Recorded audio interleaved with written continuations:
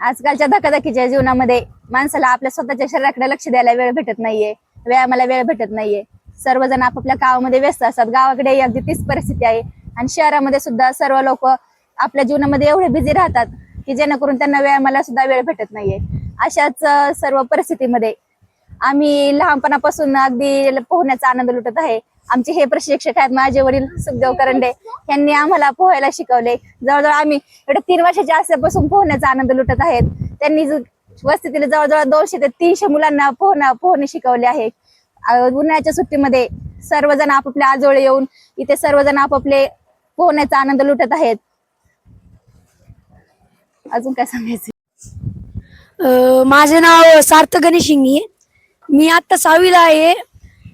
पहिल्यांदा मला खूप भीती वाटायची पाहायची. मी पहिल्यांदा पप्पा सोबत जायचो पहिला, पण तेव्हा काही मला कोण शिकवायला नव्हतं आणि पप्पाला पण कधी काही टाइम नसायचा. मग मी खूप बघितलं की पोरं जातात आणि मग येतात. मी एकदा विचारलं माझ्या मित्राला, हा माझा मित्र आर्नो, याला विचारलं का तुम्ही कुठे जाता पोहायला? मग त्यांनी सांगितलं की आम्ही हे नाना यांच्या सोबत जातो.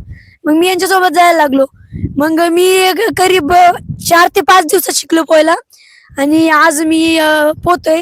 मला खूप व्यायाम होतोय. मला आनंद आहे की मला नानांनी शिकवलं. धन्यवाद. पहिलं मी पळून जायचं आणि मग आता पोहायला शिकलो.